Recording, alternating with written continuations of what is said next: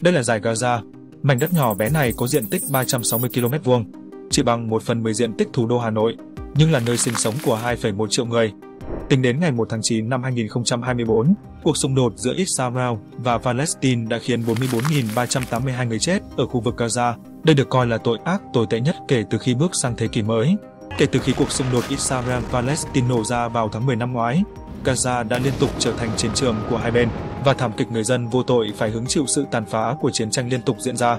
Thêm vào đó, việc khan hiếm tài nguyên nước tại địa phương, sự phát triển công nghiệp chậm chạp, sản xuất xã hội không thể đáp ứng nhu cầu của người dân đã khiến Gaza hoàn toàn trở thành một nhà tù lớn nhất thế giới. Vậy tại sao người dân Palestine vẫn không từ bỏ vùng đất này trong nhiều thập kỷ, mặc dù tình hình ở Gaza đang tồi tệ như vậy?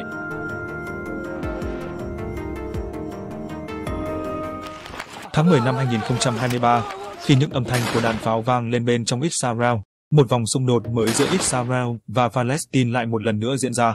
Kể từ đó, trong gần một năm, dải Gaza đã trở thành tâm điểm chú ý của toàn thế giới. Chiến tranh tàn khốc đã ép buộc 2,1 triệu người Palestine phải rời bỏ nhà cửa và bị đẩy lui về phía nam dải Gaza. Nơi này, sau nhiều thập kỷ bị Israel bao vây, đã trở thành một trong số ít những lãnh thổ còn sót lại của Palestine, là vùng đất sinh tồn cuối cùng của người dân Palestine. Tuy nhiên, ngay cả ở một nơi như vậy, môi trường sống cũng vô cùng khắc nghiệt. Không cần phải nói, việc có được nguồn nước ở Gaza là một vấn đề lớn.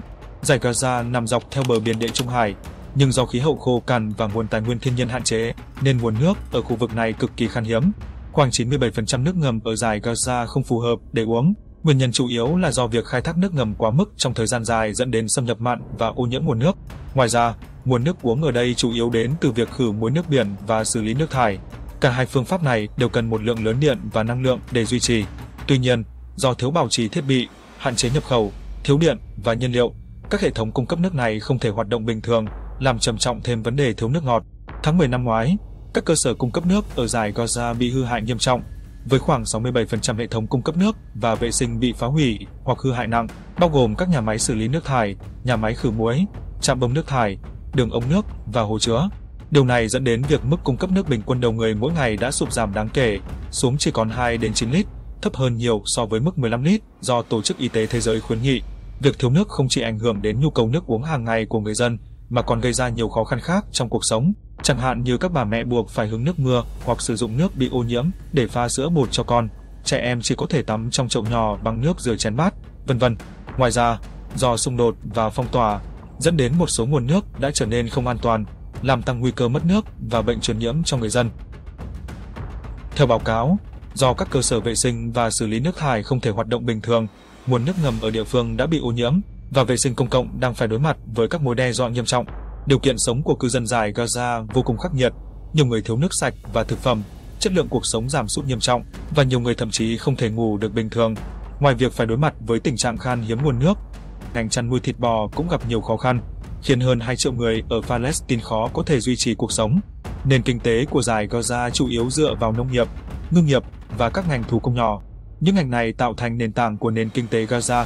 Mặc dù người dân dải Gaza đã nỗ lực phát triển và sử dụng các nguồn lực đất đai hạn chế để sản xuất nông sản như dưa hấu, cam quýt và rau, quy mô và ảnh hưởng của các ngành này vẫn còn tương đối hạn chế, khó có thể hỗ trợ một nền tảng công nghiệp mạnh. Hơn nữa, mật độ dân số ở dải Gaza cực kỳ cao, hầu hết các nguồn lực đất đai hạn chế được sử dụng để xây dựng nhà ở, làm thu hẹp không gian phát triển công nghiệp. Trong hoàn cảnh này, một số cư dân Gaza đã chọn rời đi sau khi chiến tranh nổ ra. Amar, 28 tuổi, đến từ trại tị nạn Be'eri ở miền trung dải Gaza. Tháng 9 năm ngoái, anh rời Gaza đến Cairo để tham gia vào một hoạt động nhân đạo của Liên Hợp Quốc. Nhưng hoạt động này chưa kết thúc thì chiến tranh đã bùng nổ ở dải Gaza. Kể từ đó, anh vẫn ở Cairo và việc trở về nhà dường như là điều xa vời. Kể từ khi vòng xung đột Israel-Palestine này nổ ra, quá nhiều gia đình bình thường ở dải Gaza đã tan nát. Những cảnh tượng đau lòng về việc vợ chồng, con cái, thậm chí cả sống chết chia lìa có thể thấy ở khắp mọi nơi. Vô số người không bao giờ có thể trở về nhà nữa, thậm chí không còn nhà để về. Theo thống kê của Liên Hợp Quốc, kể từ khi xung đột Israel-Palestine nổ ra, gần 100.000 người Palestine ở dải Gaza đã vượt biên sang Ai Cập bằng nhiều cách khác nhau, bắt đầu cuộc sống tị nạn vô tận. Tuy nhiên, đây chỉ là 1/20 dân số Gaza. Vẫn còn 2 triệu người ngày đêm chịu đựng sự tra tấn của môi trường khắc nghiệt, nhưng vẫn kiên trì bám trụ ở dải Gaza. Tại sao lại như vậy?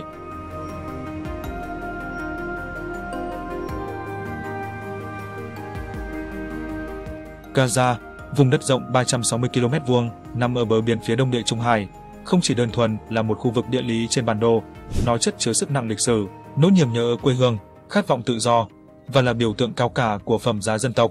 Đối với người Palestine, Gaza không chỉ là một vùng đất, mà còn là biểu tượng của lịch sử và bản sắc dân tộc của họ. Từ thời người Canaan cổ đại, người Phoenicia đến người La Mã, đế chế Byzantine, đế chế Ottoman và Palestine hiện đại, lịch sử của Gaza đã ăn sâu vào ký ức của người Palestine, trở thành biểu tượng quan trọng cho bản sắc và tính liên tục lịch sử của dân tộc họ. Thứ hai, Gaza đã trở thành quê hương tinh thần của người Palestine. Đối với nhiều người Palestine, Gaza là quê hương nơi họ đã sống qua nhiều thế hệ, là nơi gắn kết họ với gia đình, người thân và những kỷ niệm chung. Mặc dù đã trải qua chiến tranh và xung đột, mọi con phố, mọi tòa nhà ở Gaza đều mang trong mình những câu chuyện cá nhân và ký ức tập thể của người Palestine. Những ký ức này vượt qua ranh giới vật chất, trở thành một phần thế giới tinh thần của người Palestine, kết nối họ với mảnh đất này bằng một mối liên kết không thể tách rời. Ngoài ra, Gaza ở một mức độ nào đó là biểu tượng của tự do và hy vọng của người Palestine. Kể từ chiến tranh Trung Đông lần thứ nhất năm 1948, người Palestine đã nhiều lần phải di tản và mất nhà cửa. Kinh nghiệm đau đớn khi trở thành người tị nạn đã khiến họ khao khát quê hương ngày càng mãnh liệt. Ở đây, người Palestine có thể tự do thể hiện bản sắc dân tộc của mình và thực hiện quyền tự quản. Mặc dù phải đối mặt với nhiều khó khăn, nhưng sự tự do và tự chủ tương đối này đã biến Gaza thành ngọn hải đang hy vọng trong trái tim người Palestine. Ngoài những yếu tố lịch sử đã đề cập, còn có một lý do quan trọng và trực quan khác khiến người Palestine không muốn từ bỏ Gaza, đó là họ không có nơi nào để đi sau khi rời Gaza. Palestine, từng rộng lớn, nay đã gần như bị chiếm đóng bởi người Do Thái. Kể từ khi Israel được thành lập vào ngày 14 tháng 5 năm 1948, người Do Thái đã bắt đầu sáp nhập Palestine. Qua 4 cuộc chiến tranh Trung Đông, Israel đã chiếm đóng nhiều vùng lãnh thổ hơn, bao gồm bờ Tây, dải Gaza, Đông Jerusalem và cao nguyên Golan, dẫn đến hàng triệu người Palestine phải di tản và trở thành người tị nạn vô gia cư. Cho đến nay, đây vẫn là một trong những vấn đề xã hội lớn ảnh hưởng đến hòa bình ở Trung Đông, và cũng là một trong những lý do chính khiến xung đột Israel-Palestine khó giải quyết. Trên thực tế, việc người Do Thái xâm chiếm lãnh thổ Palestine đã bắt đầu ngay sau khi tuyên ngôn Balfour được công bố.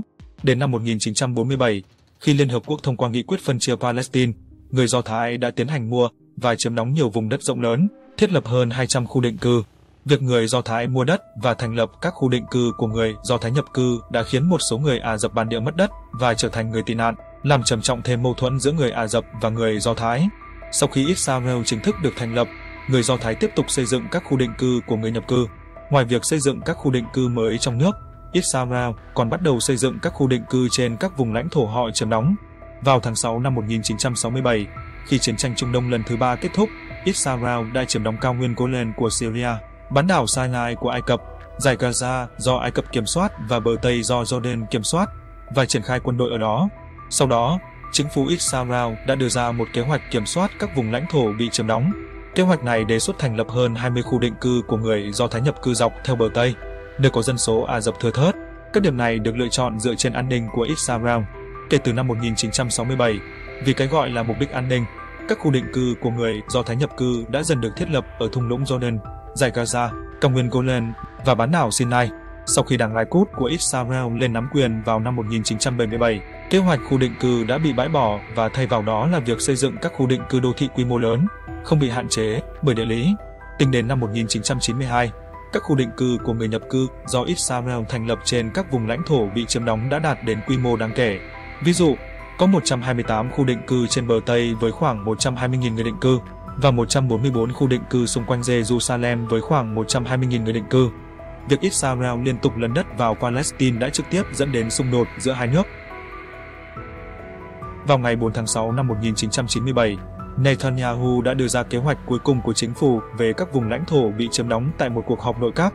Theo kế hoạch này, Israel sẽ giữ lại toàn bộ thung lũng Jordan, các khu định cư của người Do Thái trên bờ Tây và dải Gaza, cũng như một khu vực rộng lớn xung quanh Jerusalem, bao gồm cả việc kiểm soát Đông Jerusalem thuộc về người Ả Rập. Giấc mơ của Israel là cuối cùng sáp nhập những vùng lãnh thổ bị chiếm đóng này, buộc chúng phải Do Thái hóa để thực hiện kế hoạch Đại Israel của mình. Nhìn vào tình hình hiện tại, mục tiêu của Israel đã đạt được ở một mức độ nhất định. Không gian sống của người Palestine liên tục bị nén lại, cuối cùng bị dồn vào dải Gaza, không còn nơi nào khác để đi. Do đó, nếu người Palestine từ bỏ Gaza, họ sẽ không còn đường lui, trừ khi họ sẵn sàng trở thành người tị nạn lang thang khắp các châu lục. Mặc dù giải Gaza đang khan hiếm nước, nguồn lực để sống ngày càng cạn kiệt và người dân không thấy hy vọng gì cho tương lai, nhưng đại đa số vẫn kiên trì bám trụ ở đây. Đằng sau hành động này là sự theo đuổi tự do dân tộc, tình yêu quê hương đất nước. Người Palestine không còn nơi nào để chạy trốn, họ chỉ có thể bám trụ lại ở Gaza, không còn con đường nào khác. Đó là nỗi buồn lớn lao của người dân Gaza và cũng là sự vô trách nhiệm, tội lỗi của Israel và các nước ủng hộ đằng sau, những kẻ đã góp phần gây ra tình trạng này.